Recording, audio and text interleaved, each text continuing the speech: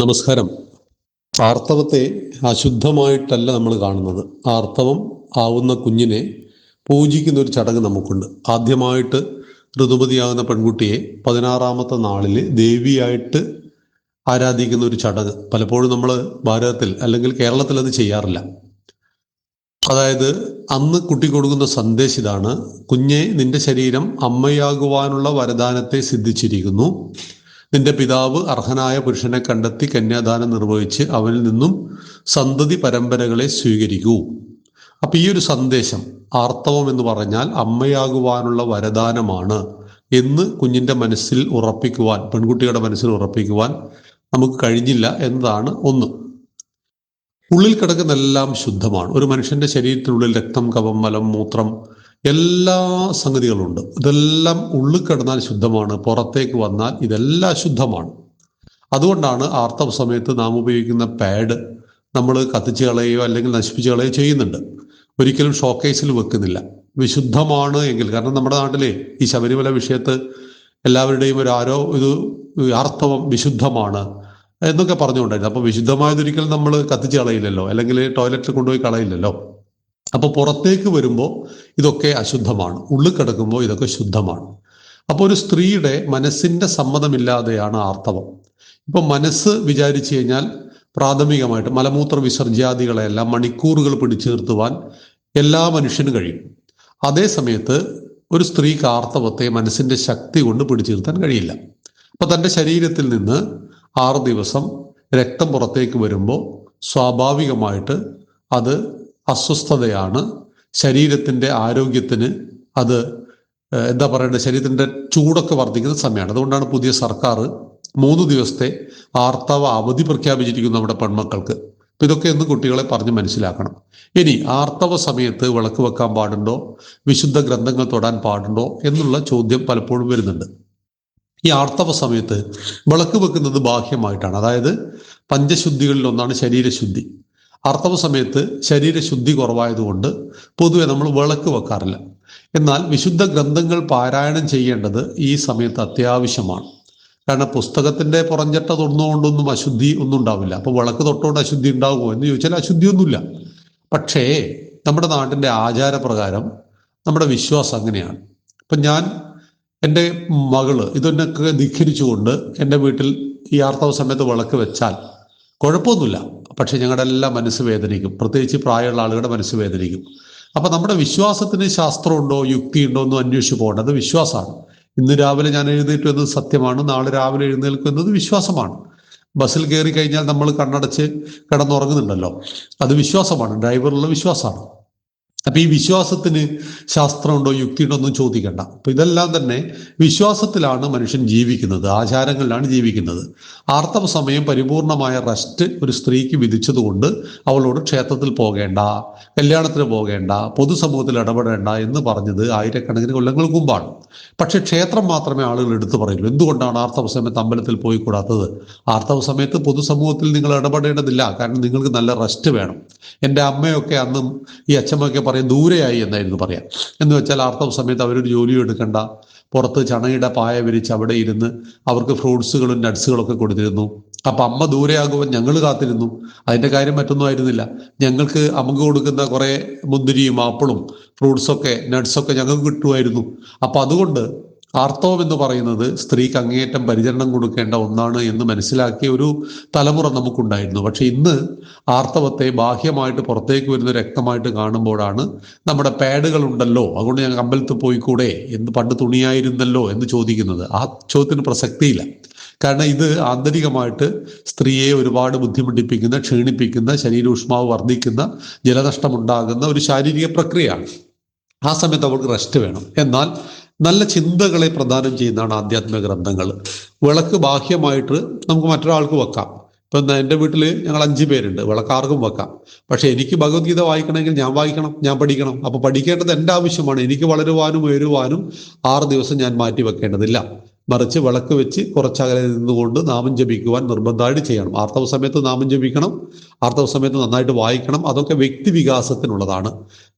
സാമൂഹ്യമായിട്ട് കുടുംബപരമായിട്ട് ചെയ്യുന്നതാണ് വിളക്ക് വെക്കൽ. അതൊക്കെ വീട്ടിൽ മറ്റൊരാൾക്ക് വെക്കാമല്ലോ, ഞാൻ തന്നെ വെക്കണമെന്ന് നിർബന്ധമില്ല.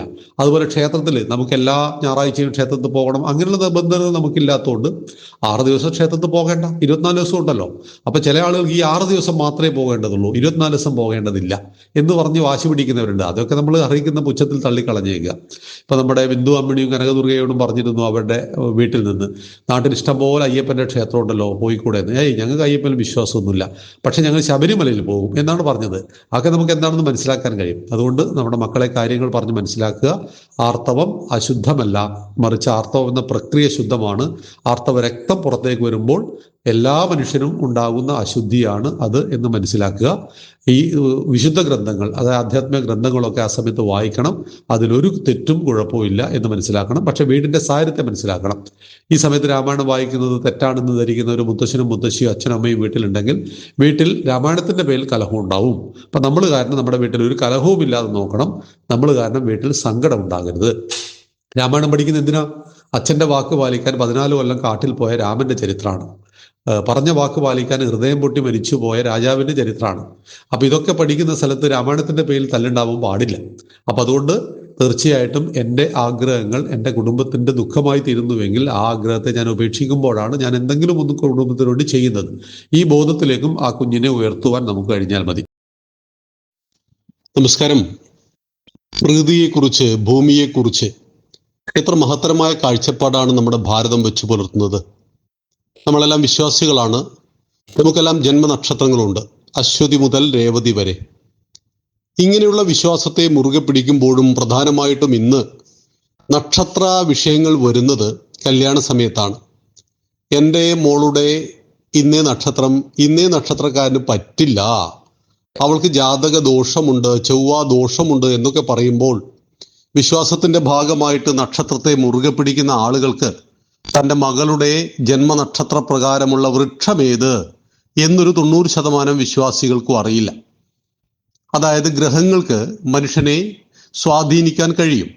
ചന്ദ്രനാണ് വേലിയേറ്റവും വേലി ഇറക്കവും ഉണ്ടാക്കുന്നത്. ഒരു മഹാസാഗരത്തെ താഴേക്കും മുകളിലേക്കും കൊണ്ടുവരുവാൻ കഴിയുന്നു. ലക്ഷക്കണക്കിന് കിലോമീറ്റർ അകലെ ഇരുന്നു കൊണ്ട് ചന്ദ്രൻ എന്നു പറയുന്ന ഗ്രഹത്തിന്. അങ്ങനെയെങ്കിൽ ഗ്രഹങ്ങൾക്ക് മനുഷ്യ ശരീരത്തെ സ്വാധീനിക്കുവാൻ കഴിയും. അതുകൊണ്ടാണ് അശ്വതി ഭരണി കാർത്തിക മുതൽ ഇങ്ങോട്ട് 27 നക്ഷത്രങ്ങൾ, ജന്മനക്ഷത്രങ്ങൾ നമുക്ക് എല്ലാവർക്കും ഉണ്ട്. അത് പ്രകാരം നമ്മൾ ഒരു വൃക്ഷത്തെ സംരക്ഷിക്കുവാൻ പറയുന്നു. അങ്ങനെയെങ്കിൽ ഈ പ്രകൃതിയുടെ സന്തുലിതാവസ്ഥ എപ്പോഴും നിലനിർത്തപ്പെടും. ഒരു ഗ്രാമത്തിൽ 2000 പേർ ജീവിക്കുന്നുവെങ്കിൽ അവർക്ക് എല്ലാവർക്കും ഉണ്ടാവും, അത് മതമേതായാലും ജാതി ഏതായാലും അവർക്കെല്ലാം നക്ഷത്രം ഉണ്ടാവും, ജന്മനക്ഷത്രം ഉണ്ടാവും.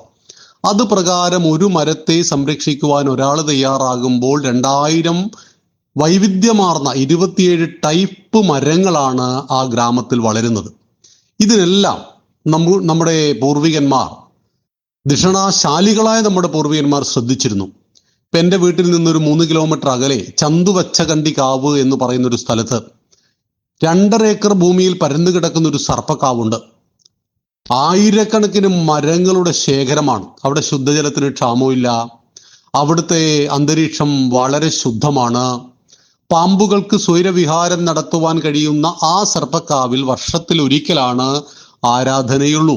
അപ്പൊ ഹിന്ദുക്കൾ പാമ്പിനെ ആരാധിക്കുന്നു, ഹിന്ദുക്കൾ പാമ്പിന് പഴം കൊടുക്കുന്നു എന്നൊക്കെ പറഞ്ഞ് കളിയാക്കുന്നവർ അറിയണം, ഓരോ ഗ്രാമത്തിന്റെ മധ്യത്തിലും ഇത്തരം കാവുകൾ ഉണ്ടായിരുന്നു ഭാരതത്തിൽ, കേരളത്തിൽ. അപ്പൊ അതാണ് സർപ്പക്കാവുകൾ.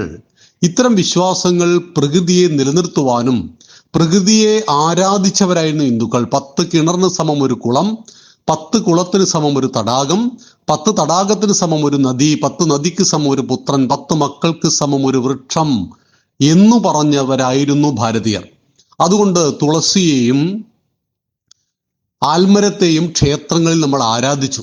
നക്ഷത്ര വിശ്വാസപ്രകാരം നമ്മൾ 27 മരങ്ങളെ വെച്ചു പിടിപ്പിക്കുവാൻ ഓരോരുത്തരോടും പറഞ്ഞു.